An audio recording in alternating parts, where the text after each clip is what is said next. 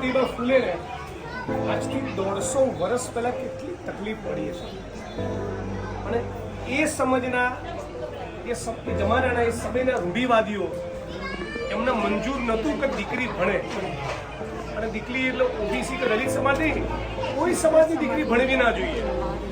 એક એવી સોચ, એક એવી માનસિકતા હતી. એ માનસિકતાને પડકાર ફેંકે જ્યોતિબા ફૂલે, સાવિત્રીબાઈ ફૂલે કે દીકરીઓ પણ ભણશે, દીકરીઓ પણ ભણવી જોઈએ અને પોતાની ઉપર છાણ અને ગારો ફેંકતા હતા સાવિત્રીબાઈ ફૂલેની ઉપર કે ના કમાવા બેઠી સમાજનું દીકરીઓને ભણાવવા જાય. એક એવી માનસિકતાથી પછાડ તો એમની પર લોકો છાણ અને ગારો ફેંકતા, થેલીમાં બીજી સાડી લઈને જતા, પણ એમણે ભણાવવાનું બંધ ના કર્યું.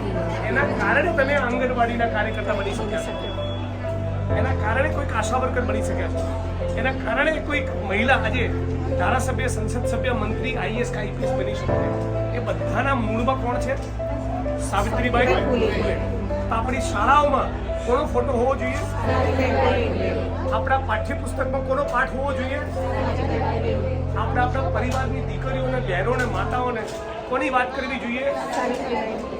આ ઘરે ઘરે વાત પહોંચાડો તો સાચા અર્થમાં સાવિત્રીબાઈ ફૂલેને શ્રદ્ધાંજલિ. તો તમે મેં આજે સાથે મળીને પિક્ચર જોયું એ લેખે લાગે. કરશો ને આટલું? તો સાવિત્રીબાઈ ફૂલે, સાવિત્રીબાઈ ફૂલે, જ્યોતિબા ફૂલે.